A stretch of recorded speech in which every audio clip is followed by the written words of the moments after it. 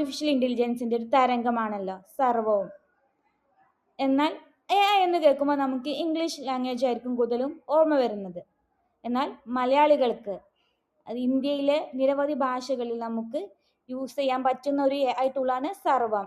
വളരെ വിപ്ലവകരമായൊരു മാറ്റം കൊണ്ടുവന്നൊരു യൂസ്ഫുൾ ആയിട്ടുള്ള ഒരു AI ടൂളാണ് സർവം AI. എന്താണ് സർവം AI എന്നും ഇതിൻ്റെ ഉപയോഗങ്ങൾ എന്തൊക്കെയാണെന്നുള്ളതും നമുക്ക് നോക്കാം. വളരെ ലളിതമായിട്ട് ഞാനിത് നിങ്ങൾക്ക് മനസ്സിലാക്കി തരാം. അപ്പോൾ വീഡിയോയിലേക്ക് കടക്കാം. അപ്പോൾ നമുക്ക് സ്റ്റാർട്ട് ചെയ്യാം. സർവം AI ടൂൾ ലിസ്റ്റ്. സർവം 1 LLM. മലയാളം ഉൾപ്പെടെയുള്ള ഇന്ത്യൻ ഭാഷകൾ നന്നായി കൈകാര്യം ചെയ്യുന്നൊരു ലാംഗ്വേജ് മോഡലാണിത്. മലയാളത്തിൽ മികച്ച കണ്ടന്റ് എഴുതാനും നോട്ട്സ് തയ്യാറാക്കാനും ഇത് സഹായിക്കുന്നു. സർവം സ്പീച്ച് ടു ടെക്സ്റ്റ്. സംസാരം ടെക്സ്റ്റ് രൂപത്തിലാക്കുന്ന ടൂൾ. റെക്കോർഡഡ് വോയിസിനെ നേരിട്ട് നോട്ട്സ് ആക്കി മാറ്റാൻ സാധിക്കും. അതെ, ഇന്ത്യക്കാർക്ക് വേണ്ടി ഇന്ത്യക്കാർ നിർമ്മിച്ചൊരു ആർട്ടിഫിഷ്യൽ ഇൻ്റലിജൻസ് പ്ലാറ്റ്ഫോമാണിത് സർവം AI. നമ്മൾ സാധാരണ ഉപയോഗിക്കുന്ന ChatGPT അല്ലെങ്കിൽ ഗൂഗിൾ ജെമിനി പ്രധാനമായും ഇംഗ്ലീഷ് ഭാഷയിലാണല്ലോ കൂടുതലും പറയുന്നത്. എന്നാൽ മലയാളം, തമിഴ്, ഹിന്ദി തുടങ്ങിയ ഇന്ത്യൻ ഭാഷകൾക്ക് മുൻഗണന നൽകിക്കൊണ്ട് നിർമ്മിച്ചതാണ് സർവം AI.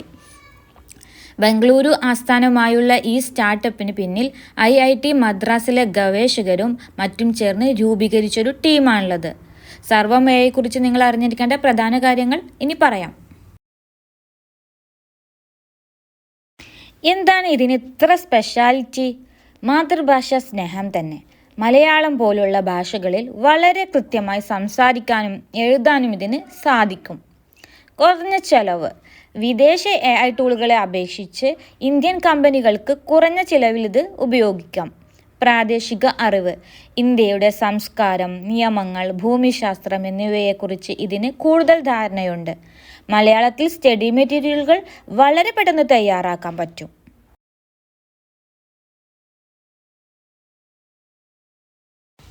ചുരുക്കത്തിൽ പറഞ്ഞ AI സാങ്കേതികവിദ്യ ഭാരതീയ ഭാഷകളിൽ എല്ലാവരിലേക്കും എത്തിക്കുക എന്നതാണ് സർവം AIയുടെ ലക്ഷ്യം. ഇത് ആർക്കൊക്കെ യൂസ് ചെയ്യാൻ പറ്റും? നമ്മളിൽ പലർക്കും ഇംഗ്ലീഷ് ഭാഷ ഒരു തടസ്സമാകാറുണ്ട്. എന്നാൽ സർവം AI വന്നതോടെ ഭാഷയുടെ പേരിൽ ഇനിയൊരു കാര്യവും മുടങ്ങില്ല. ഇത് നമ്മുടെ സംരംഭകർക്ക്, വിദ്യാർത്ഥികൾക്ക്, അധ്യാപകർക്ക്, കോണ്ടന്റ് ക്രിയേറ്റേഴ്സിനെല്ലാം ഒരുപോലെ ഉപകാരപ്പെടുന്ന ഒരു ടൂളാണ്. ഇനി നമുക്ക് കുറച്ചും കൂടെ ഡീറ്റെയിൽ ആയിട്ടൊന്ന് നോക്കാം. ടൂൾ നെയിം, അതിൻ്റെ പർപ്പസ് എന്തൊക്കെയാണ്, അതുകൊണ്ട് ലഭിക്കുന്ന ബെനിഫിറ്റ്സ്. സർവം 1 LLM. ഇതൊരു ലാംഗ്വേജ് മോഡലാണ്. മലയാളം ഉൾപ്പെടെയുള്ള ഇന്ത്യൻ ഭാഷകൾ ഇതിന് നന്നായി മനസ്സിലാകും. മലയാളത്തിൽ ലേഖനങ്ങൾ എഴുതാനും ചോദ്യങ്ങൾക്ക് മറുപടി നൽകാനും നോട്ട്സ് തയ്യാറാക്കാനും ഇത് സഹായിക്കുന്നു. സർവം സ്പീച്ച് ടു ടെക്സ്റ്റ്. നമ്മൾ സംസാരിക്കുന്ന ശബ്ദം നേരിട്ട് അക്ഷരങ്ങളായി, അതായത് വോയിസിനെ ടെക്സ്റ്റാക്കി മാറ്റുന്ന ഒരു ടൂളാണിത്. ഇപ്പോൾ നമ്മളുടെ റെക്കോർഡിംഗ് ക്ലാസ്സുകൾ ഇതെല്ലാം സ്റ്റഡി മെറ്റീരിയലായിട്ട് മാറ്റാൻ പറ്റും. സർവം ടെക്സ്റ്റ് ടു സ്പീച്ച്. എഴുതി നൽകുന്ന വിവരങ്ങൾ ടെക്സ്റ്റിനെ സ്വാഭാവികമായിട്ടുള്ള ഒരു മനുഷ്യ ശബ്ദത്തിൽ കേൾപ്പിക്കാൻ ഈ ടൂൾ യൂസ് ചെയ്യാം.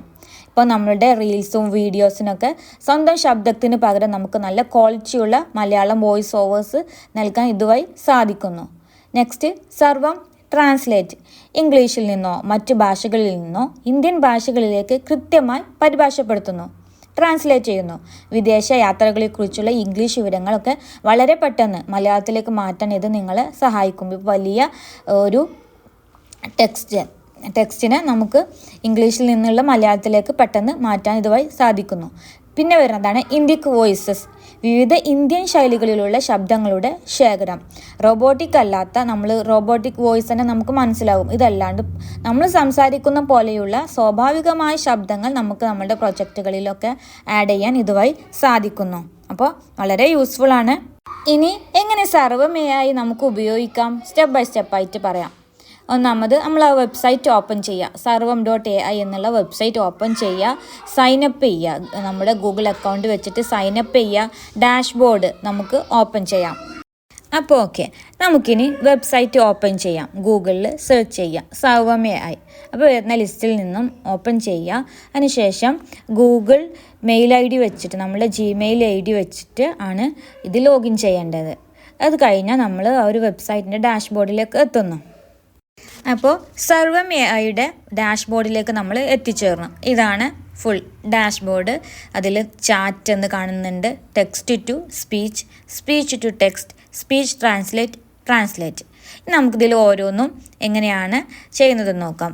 അതിന് വേണ്ടിയിട്ട് ആദ്യം ചാറ്റ് എന്നുള്ള ഓപ്ഷൻ ക്ലിക്ക് ചെയ്യുക. സർവം AI is an AI chat bot that things and replace with real world knowledge. നമുക്കിവിടെ എന്താണെന്നുണ്ടെങ്കിലും ടൈപ്പ് ചെയ്യാം. ഇപ്പോൾ ഞാനിവിടെ ടൈപ്പ് ചെയ്യുന്നത് ടെൽ മീ അബൌട്ട് കേരള എന്നാണ്. കേരളത്തെക്കുറിച്ച് പറയാൻ വേണ്ടി അതിൽ മലയാളം ടെൽ മീ, ആദ്യം ഇംഗ്ലീഷിലുള്ളൊരു റിസൾട്ടാണ് വന്നത്. അതായത് അതിൽ ഇൻക്ലൂഡ് ചെയ്തിട്ടുണ്ട് economy, society, tourism, highlights, history, heritage, ഇങ്ങനെയുള്ള ഒരുപാട് കാര്യങ്ങൾ വന്നിട്ടുണ്ട്. അപ്പോൾ ഞാൻ ഒന്നുകൂടെ ഇംഗ്ലീഷിൽ മലയാളത്തിൽ കിട്ടാൻ വേണ്ടിയിട്ട് ടെൽ മീ അബൌട്ട് ഞാൻ ഒന്നുകൂടെ ടൈപ്പ് ചെയ്യാണ്. Tell me about Kerala in Malayalam. അപ്പോഴും റിസൾട്ട് വന്നിട്ടുണ്ട്.